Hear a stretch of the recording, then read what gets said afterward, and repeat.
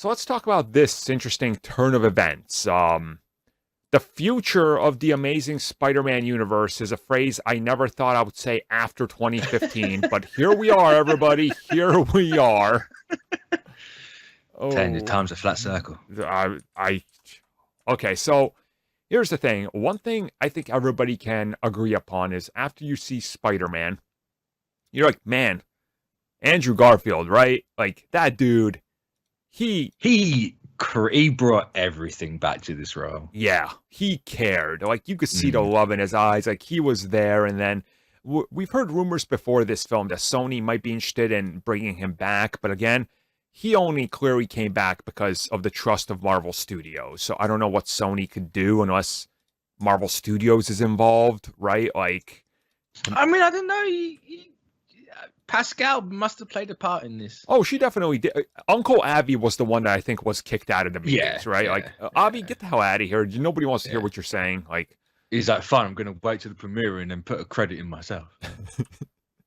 The visionary that makes the universe spin, Uncle Avi. The original true believer. Oh, boy. Like, no one would write that unless you're Avi around. Exactly. Yeah. So what we're hearing is that there is probably potential, and it's been discussed about the return of the Amazing Spider-Man universe, which I have no doubt that they've discussed this. Like, that's a no-brainer. Of course it's been discussed. Especially now. Yeah. If they weren't before, seeing the reaction, they're absolutely going to talk about it. Mm-hmm. Yep. There's no way they don't. So this puts us in that interesting position with this film franchise. What do you do? How do you do this? Because you would think the easiest way would be to be like, let's just connect this to Morbius and Venom and Kraven and call it a day, and then we have our own Spider-Man over here, and the MCU can continue to use Tom Holland, and we don't have to fight over him, and then we got everything that the fans want, right? But at the same time, do people want that? Because look at the reality behind The Amazing Spider-Man. They canceled that franchise due to low ratings, reception, and underwhelming box office. Do you want to combine the next entry in that franchise with the other franchises you have that fall into the same boat? Like, that's a little weird, right? Yes. And here's exactly why. Andrew has one line in No Way Home that, at least for me, is the only reason why I want to see it. And that is him saying at some point he stopped pulling his punches. Yeah. Yep. That is I'm taking that as an absolute guaranteed he killed Harry Osborn.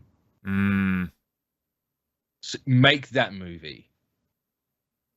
Yeah. You know, you can pick it up straight from where TASM 2 left off, have him beat the Rhino, do the Sinister Six they were going to do, but in the end of that movie, have it take that turn.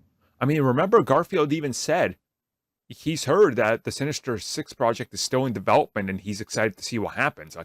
And that movie was legit. That was another Spider-Man film. It was just going to be from the villain's point of view, fighting Garfield's Spider-Man. So I think you're kind of right on that. Like, and remember, the original cut of The Amazing Spider-Man 2 ended with him literally just about paralyzing Harry Osborn.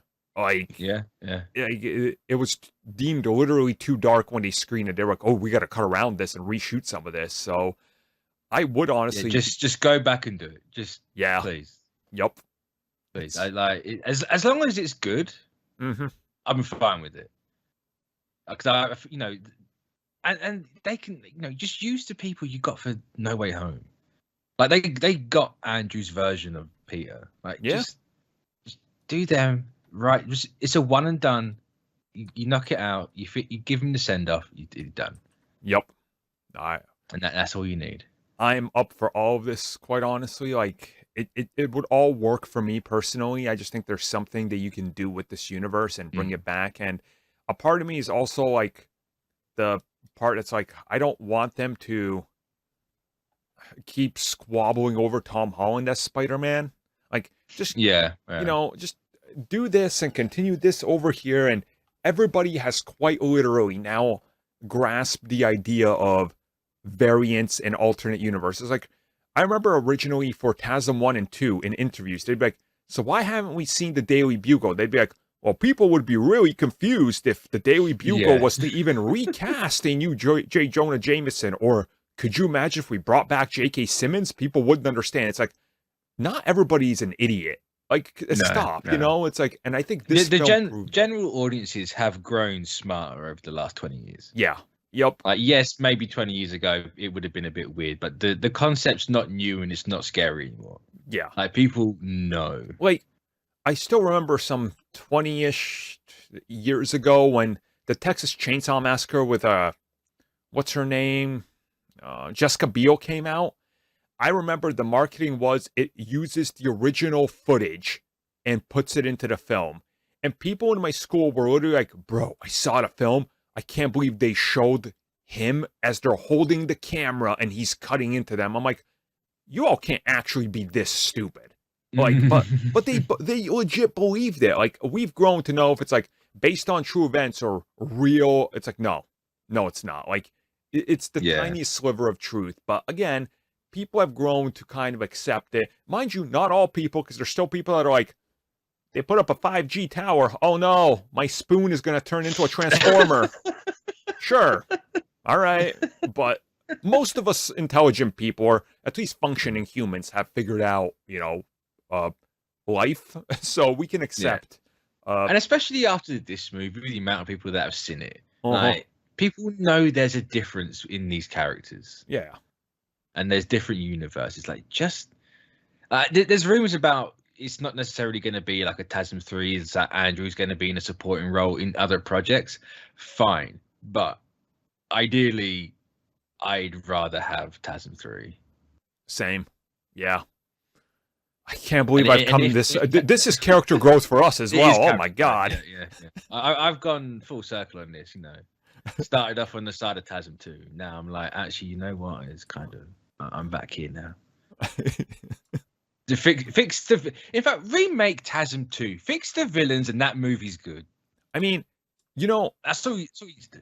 The ending of Spider-Man: No Way Home and the rumored Electro project. If they were to say he got sent back to this one moment in time, and he takes a different course of action and teams up with Garfield, I'd be like, yo, this is make this a thing. Like, I'm cool with this. I do question.